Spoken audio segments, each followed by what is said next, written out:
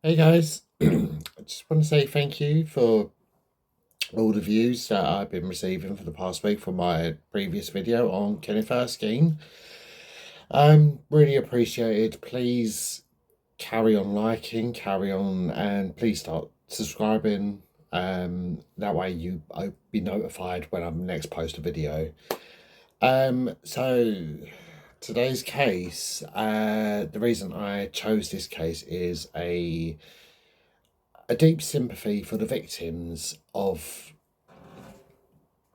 this person, of the perpetrator, um, due to very similar circumstances I found myself in only a few years ago. And it's a case, it was described as the world or the UK's first case of something like this happening. So if you are interested, please continue watching as we delve into the case of Daryll Rowe. So, as I said, Daryll Rowe became the first person in UK legal history uh, to be jailed for deliberately infecting other men with HIV.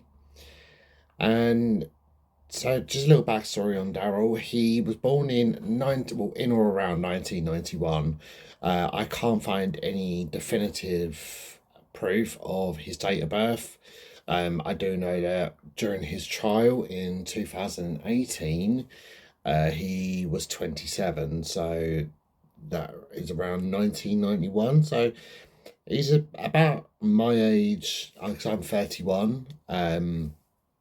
So he's around my age, maybe a little bit older. But I can't find the exact date of birth. And like many classic Machiavellian, very classic sort of narcissistic people, his childhood was quite abusive, and he was actually grew up in care for the first 9 years of his life. Um, and then when he turned 9, he ended up in the foster care of Jackie and Harry in North Berwick. And that's where he lived for the next 10 years of his life.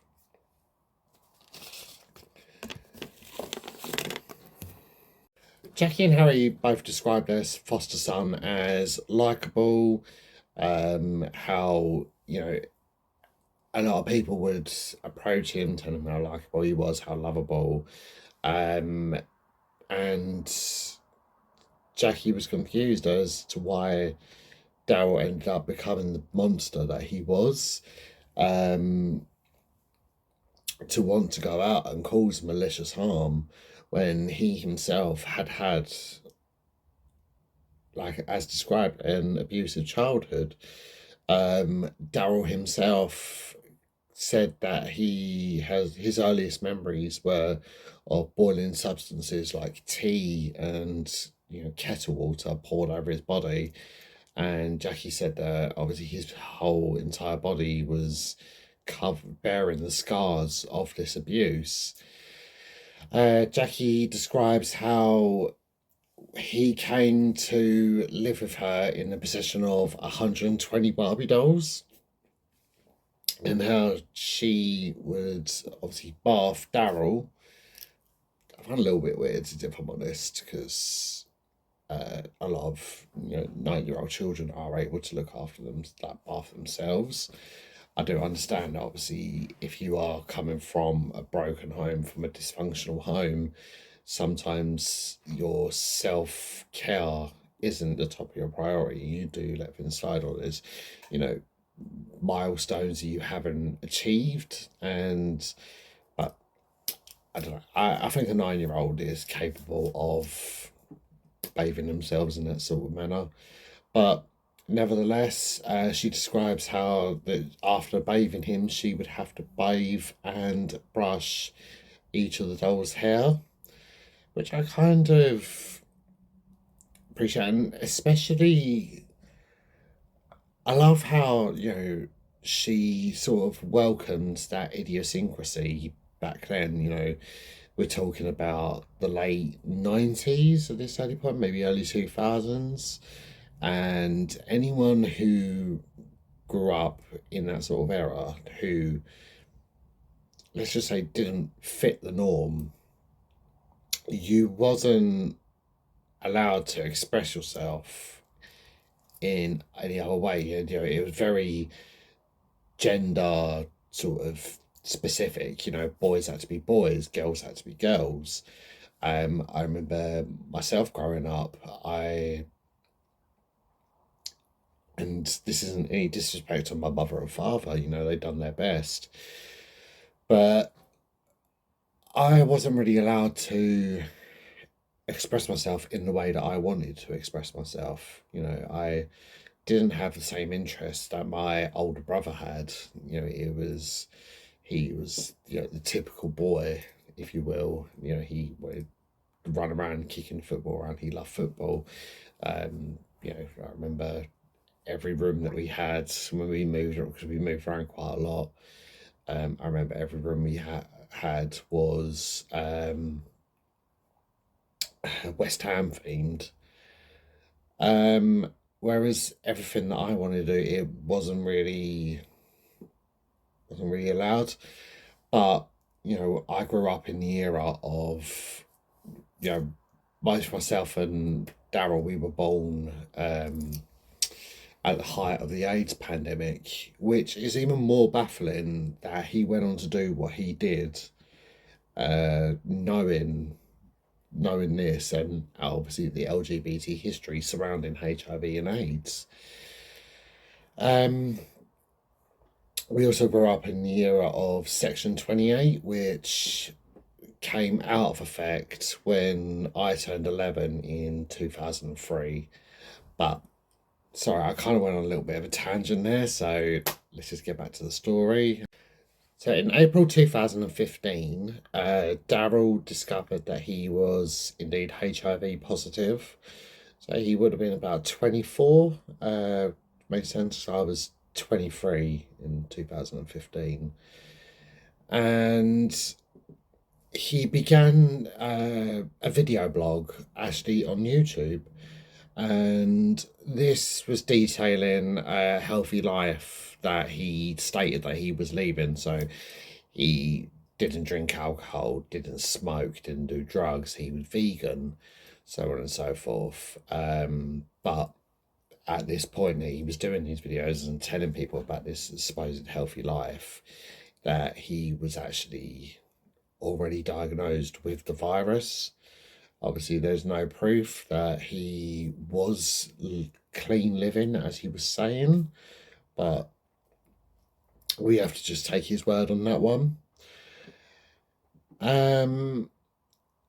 So despite being prescribed medication, Daryll had begun drinking his own urine. He believed that by doing this, uric acid would burn away at the virus. And it was a common misconception. So with the HIV and AIDS crisis in the 80s, if any of you are watched the series It's Sin, you'll remember this sort of being talked about on that program. But he began drinking uric acid, thinking that obviously the uric acid would burn away at the virus. So by the time of autumn 2015, he actually believed that he had blocked the virus and he was able to have unsafe sex again, which is just looking up about the digestion of uric acid. There's one thing that sort of stuck out for me reading that, and it was someone who, well, they claimed to be a doctor, but you never know with the internet, but they said that it's either SB, which is scientific benefit, or it's BS bullshit. And so many people, not just this guy that was claiming to be a doctor. So many people were obviously stating on there, this is BS, this is BS. And I have to agree, because obviously, if there was any benefit to drinking your own urine, I think we would all be aware of that fact. But the fact is, urine is a waste product, is what we drink filters through, filters all the crap out, and all the crap is expelled in urine. Um, so yeah, he believed that he was safe and his viral load was low, so he began using the dating app Grinder. For those of you who don't know, Grinder is a gay hookup app, and I've used it a fair few times in my life. I know a few people that do use it, still use it. Uh, it's not the safest. If I'm honest, there's a lot of fake profiles, and a lot of guys that go on there are sort of looking. They're not very forthcoming with the truth. Let's just say.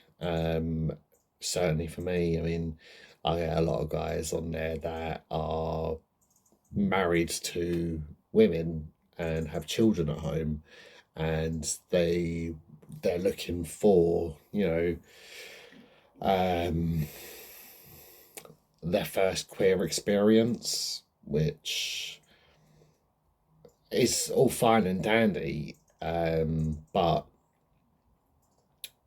it's the way they go about it, and the lies that they tell. It doesn't sit right with me, and it's something that I've found myself being burnt on many occasions in regards of those guys. How so Daryll was using Grinder, and he would be inviting these men into his home, and a lot of guys spoke out about how the fact that they would turn up to his home and he would only correspond with them via text. And he would just say that obviously he was in his bedroom, and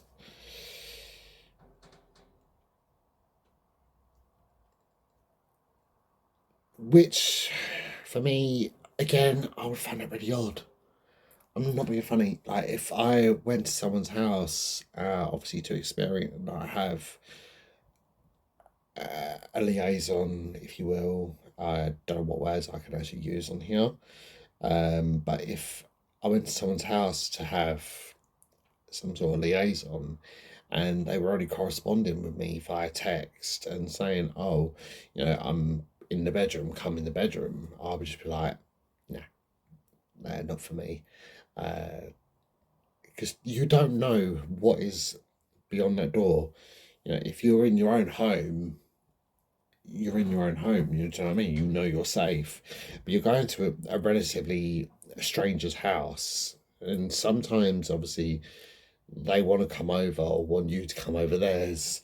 Uh, on the very first night that you're messaging, and it's like I said, you don't know who you're letting into your home, and obviously, I'm not victim blaming here. I'm just going by my past experiences. I've only ever had hookups in my own home, in the comfort of my own home, uh, bar maybe one or two occasions that I'm not going to discuss, but that's where I can give my sort of advice, because now I'm a little bit older. I know for a fact that I wouldn't do that, but when you're in your 20s, you are still learning, and you don't really think of the consequences. You have that sort of general attitude of, oh, it will never happen to me, it will never happen to me. But these things can happen to anyone. It's been proven time and time again. Um, Now, despite the requests of the guys that Daryll is, uh, that Daryll would to use protection, so condoms. He persisted. He would, you know, attempt to have sex with them without condoms. The guys would fight back, and Daryll would let in and say, okay, fine, I'll put a condom on. But little did the guys know that he was actually deliberately tampering with the condoms, which I believe there's a technical term for it. If any of you guys know the technical term, please put it on, because for the life of me, I can't actually remember. So he would either, snip the corners or put a pin through the condoms, or he would cut the nipple off, which is something that we're going to get back to a little bit later on. He would then proceed to harass his victims. So one of his victims spoke out and said that not long after leaving the flat, his online notification came up on Grindr, and Daryll right away was messaging him, basically telling him that he was a POS, that, he deserved what he was getting, and things like that. And other victims stated this. And then Daryll would move on to, like later down the line, move on to, oh, well, I never used a condom anyway, and would describe how he had shot multiple loads inside these guys. And if you just put yourself in that place, if you're a man or a woman, like if you were a woman and you met a guy and he done for something very similar to you, and I believe obviously this has happened to women in the past as well. Again, on a side note, I know that this has happened to a friend of mine through work that she does. Obviously, I'm not going to name names, I'm not going to go into details about that, but I know that this has happened. And, in that case, obviously, you do want to go and get yourself checked out. But again, it just goes back to that mentality where you believe that these particular things aren't going to happen to you. So obviously, after about a month or so, which the police noted was really, really malicious. So after about a month, Daryll would get back in contact, and he would actually tell his victims that he was HIV positive, and it was a high chance that they would be HIV positive. Now, obviously, medicine has come a long way since the days of the 80s, when HIV was a death sentence. It's no longer like that. I mean, I know PrEP didn't come into effect till about 2017, but I believe there was another drug that on the market at the time that if you believe that you've been exposed to someone with HIV, you can take this drug, and but it has to be taken within the first 72 hours. And obviously, Daryll wasn't letting these guys know until after a month. And it's a kind of like a classic sort of abuser trait, isn't it? Like you're always going to have me on your back one way or another. And this was Daryll's way of making sure that he was always on his victim's conscience. So obviously the victims all reported this to the police after, speaking to the healthcare nurses, and multiple nurses were saying, oh, well, this is for example, fifth case that we've had this week, all saying the same thing, that they've had an experience with a Scottish man, or, that he pressured us into unprotected sex. So obviously the guys had ended up doing the right thing. But by October 15, before the police could act, Daryll had actually relocated to Brighton, Brighton and Hove, which is a beautiful little seaside resort in the UK. And so, by having no fixed abode and no bank account, the Scottish police struggled to locate him. But despite this, Daryll continued to use the same dating apps. And one man in Brighton, a man called Lenny, just on a side note, guys, I doing research for this case, I couldn't really find all the victims' names. And the ones I could find, they only ever disclosed their first name, and this. So obviously, I'm the ones I could find. I'm just going to disclose as their first name, and obviously, there are other statements that were read out where there was no first name at all. So I can only describe them as the victim. Now, Lenny grew up in America, and he came over here to, I believe he was a university student. I couldn't find anything of the sort, but watching the documentary, I think it alluded to the fact that he was a university student. Um, Now, Lenny stated that he had contact with Daryll and that he wanted to use protection, but again, Daryll had began to force himself in without the relevant protection. And Lenny pushed him away and was especially conscious about anything like this because tragically both his parents had contracted HIV during the pandemic in the 80s, and they both passed away from AIDS. So you can sort of understand why Lenny would feel that way about unprotected sex, and I really can't blame him. If you do have that mindset, if you do have that tragic thing happen to you, you are going to be extra cautious, and to have that right, to have that violation taken away from you is just unspeakable. I can't imagine the damage that sort of thing would cause. And it was Lenny's vital information about Daryll that led to his arrest in 2016. Police seized his phone and found Daryll was in contact with over 100 men.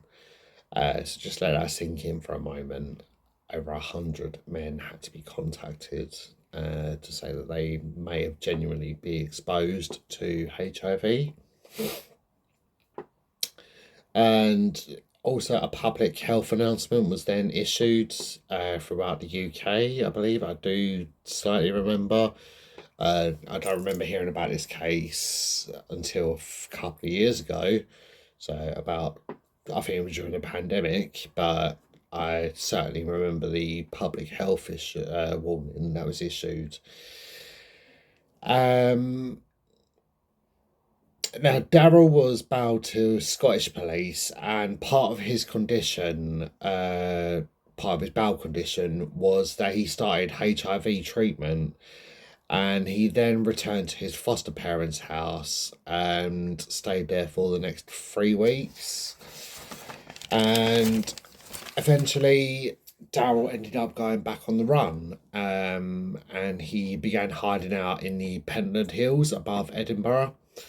And during the search, the Scottish police, they found his abandoned tent, and within the tent there were bags of unopened medication, HIV medication. This meant without Daryll taking his medication, his viral load was beginning to increase, and within the search for him, Daryll continued his reoffending, which kind of blows my mind. The fact that surely you'd want to stay low. You wouldn't want to highlight your whereabouts if you are on the run from the police. But that's just me. I mean, I've never been on the run from the police, but in your head, you would think, oh, maybe I should go to this place and just, lie low for a little while, maybe let the dust settle before I, you know, possibly even think about going out, maybe, dye my hair or, get filler, you know, them sort of things, not, hiding out in freaking mountains or hills or whatever in Scotland. And, you know, it baffles my mind. It honestly does. Um, so by November 2016, a nationwide manhunt was launched, and it was estimated that 22 men had reported Daryll to the police at this point. But by this point, Daryll had actually made his way to Newcastle, and he was actually going by the name of Gary Cole. So he made, obviously, the little jokes and whatnot I was just making. He did actually change his name, but that's never really enough. It only takes one person to recognise you. I'm not saying, obviously, Newcastle and Scotland are right around the corner from each other, but it does only take one person.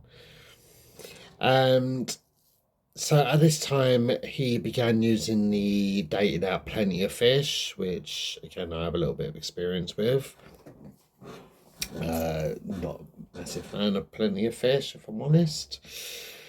And he made contact with a man called Tom, and Tom describes himself as quite shy. He finds it quite hard to actually approach men, and he said that he was actually flattered by the attention that Daryll was giving him.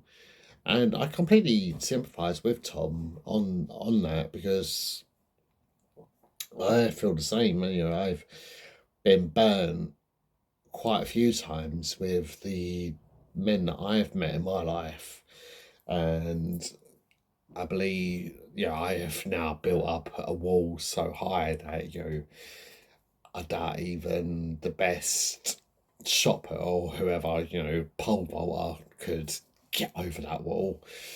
But, you know, I I put that wall up just to protect myself, because I can't keep allowing myself to be let down more times than I lie low, you know.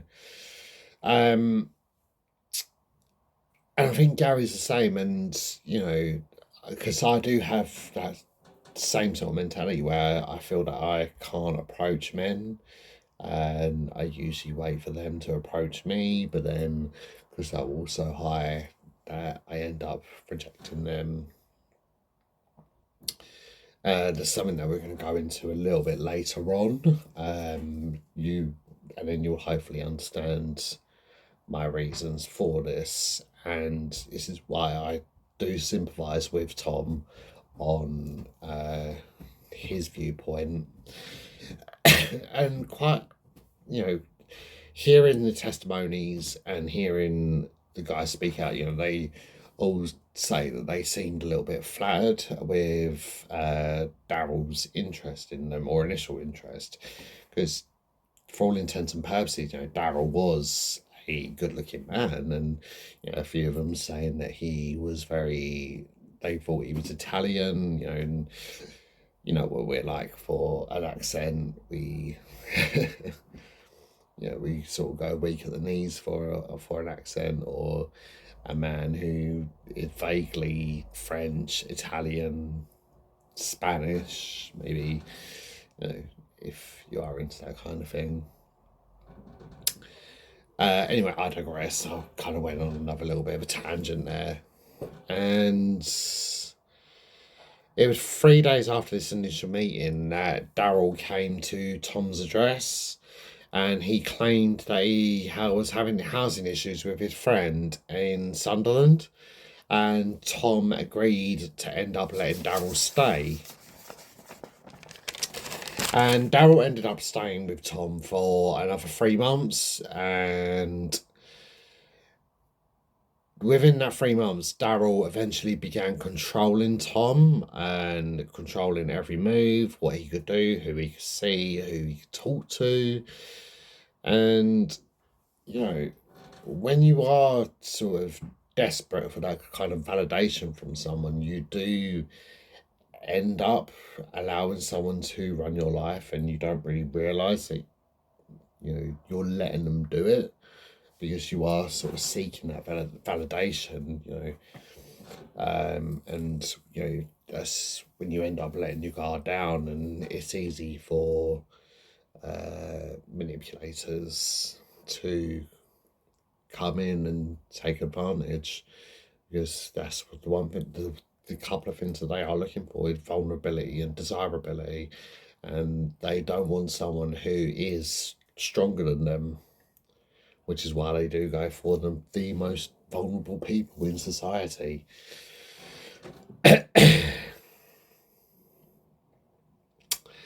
um so within that time frame, police were actually looking for Daryll, and the investigations led to an ethical website. And one officer had actually recognised an image of Daryl Rowe's penis. I mean, whatever floats your boat. But yeah, he recognised this image from images that had been seized from Daryl's phone, and used that as a sort of basis. And eventually they traced Daryll to Tom's house, and upon obviously arrival, Tom's gone to investigate because obviously his dogs have began barking. And opening the door, they're asking, if Tom lives with anyone. And as soon as Tom said that he was living with a Scottish man called Gary Cole, well, he said Scottish last. As soon as he says Scottish man, obviously the police sort of pushed past him, ran upstairs, and Daryll actually tried to make an escape attempt out of a window, and actually had fallen onto the flat roof underneath and damaged a vertebrae in his spine, and that's when he was eventually arrested. And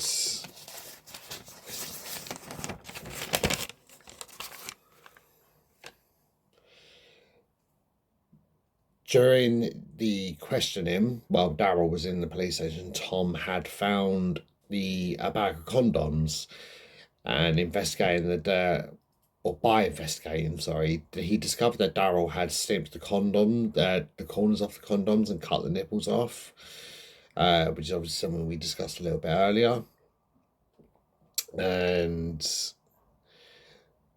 by obviously doing that, obviously that's again in his head, he's manipulating that situation to still get what he wants. Even though to the person that he's having sex with, it looks like he is practicing safe sex and respecting their boundaries.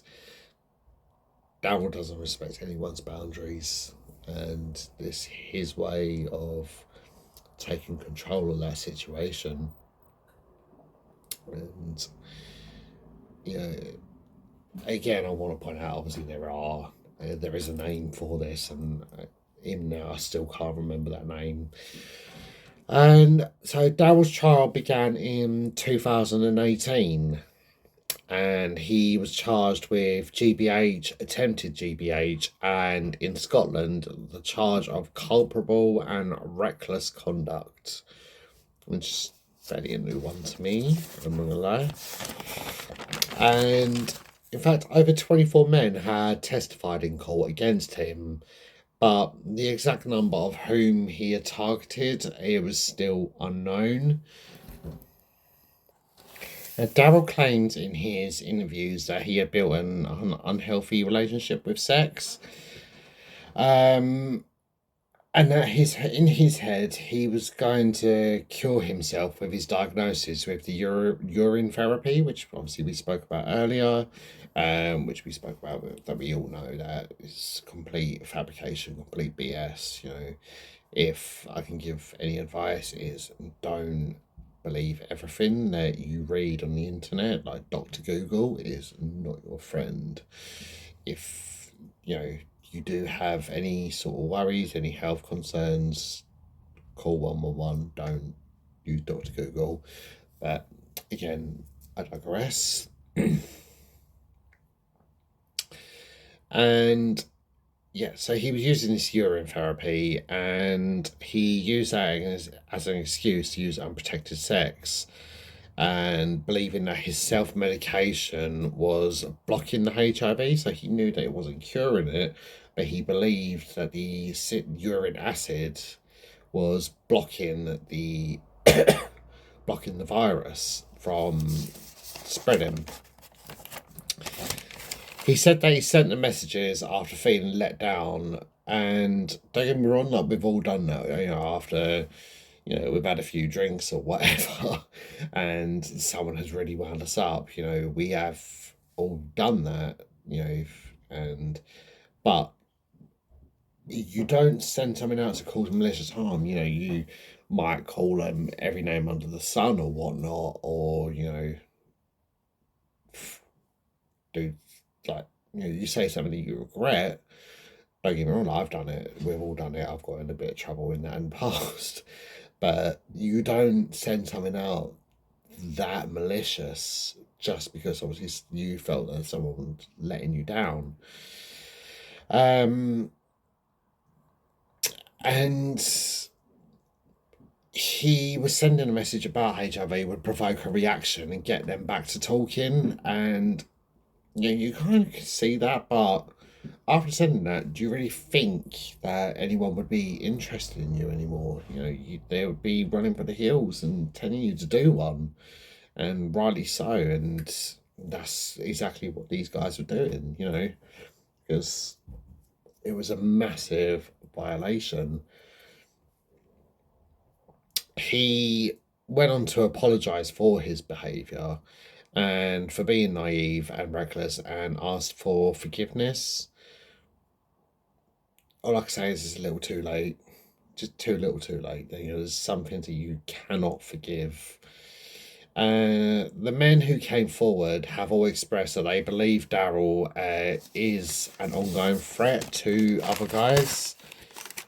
And I completely understand that sentiment, and I empathize and I agree with these guys that yes, I do believe that Daryll is still a threat, even though as I'm currently filming this, he is locked behind bars for the next 10 years or however long. So Daryl's case lasted 6 weeks, and at the end of this, he was sentenced to a life tariff with a minimum of 12 years. So just quick one. I know there's obviously some confusion with a life tariff and a whole life tariff. So a life tariff is basically you're sent to prison for 10 years plus, but after that, after your release, you are placed on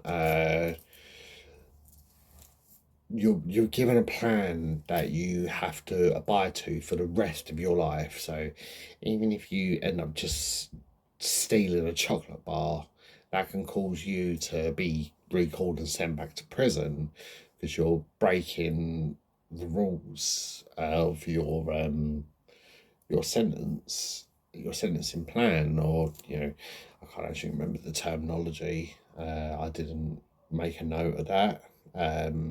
But that's my basic understanding. And obviously, a whole life tariff is when you do get sentenced to die behind bars, and it's very rare that they get sent out. I can name a few cases off the back of my hand that have got a whole life tariff. Judge Christine Henson described his crimes as a determined, hateful campaign of sly violence. The messages you sent make it crystal clear for the victims. The psychological effects are immense. It has been described as living with a life sentence as the result of your cruel and senseless acts.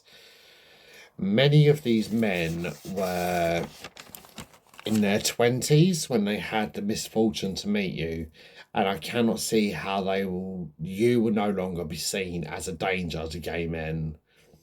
I note that this sentence is not about stigmatizing anyone with HIV, and she went on to describe him as a as predatory, and said that Rowe has emotionally unstable personality traits, but there's insufficient evidence to diagnose him with a personality disorder.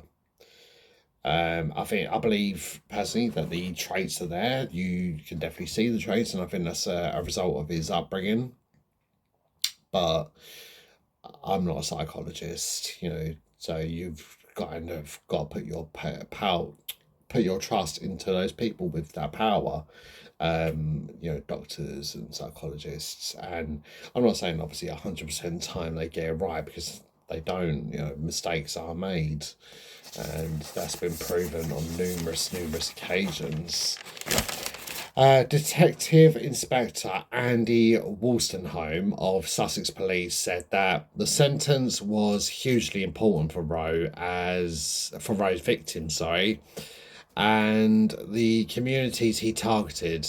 He was consistent in lying to his victims about HIV, and he was persistent and aggressive about wanting unprotected sex to infect the people that he came in contact with. And when he didn't get what he wanted, he deliberately damaged condoms to achieve his aim.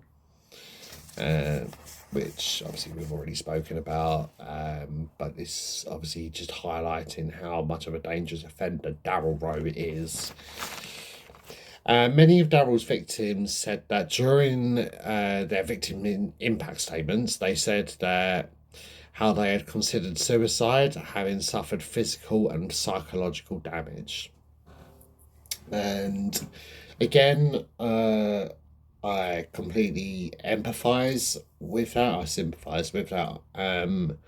Due to a situation that I found myself in, which is something that I alluded to at the beginning of this video. I was in contact with a guy for a number of years. We were seeing each other. He, a little bit like Daryll, he was coming a little bit too much, and I knew that the relationship wasn't going to go anywhere, so I tried to end that relationship. And the guy that I was seeing was describing himself as discreet, and for those who don't know what that means, is he wanted the sexual relationships with me, but he didn't want the commitment. He wanted the commitment of a woman. In fact, I know that at some point during our affair, he was seeing women on the side as well, and I believe that, or he says that he got one of them pregnant.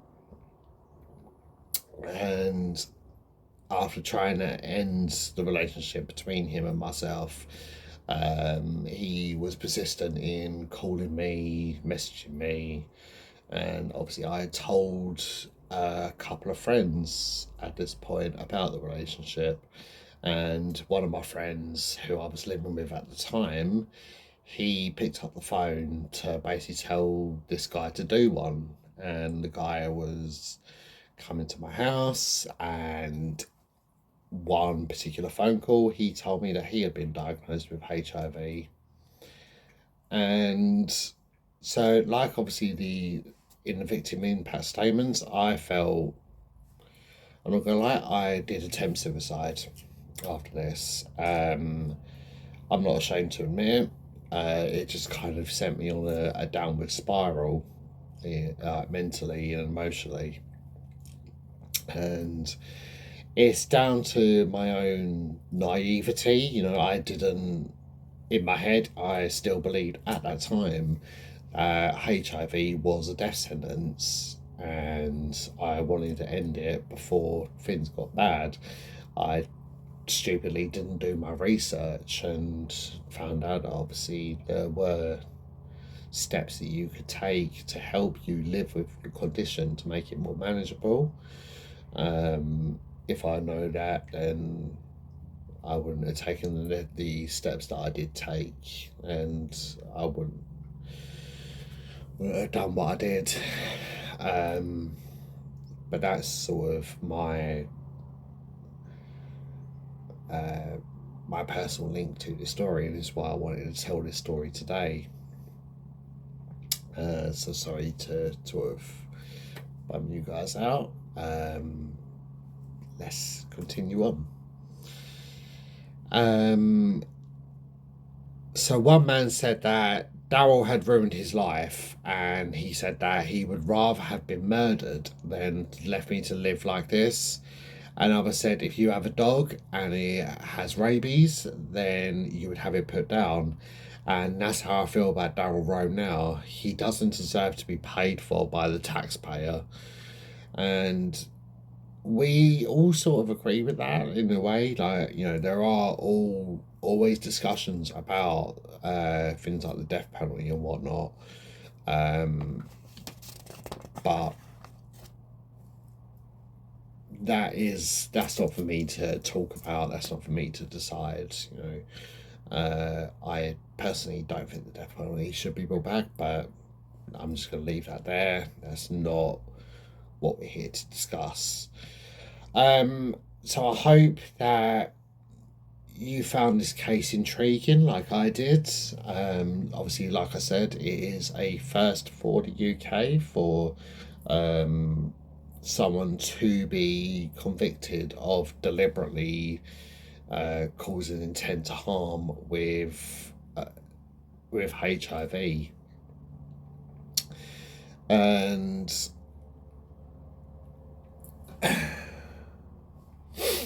sorry, I kind of a little bit upset myself talking about that.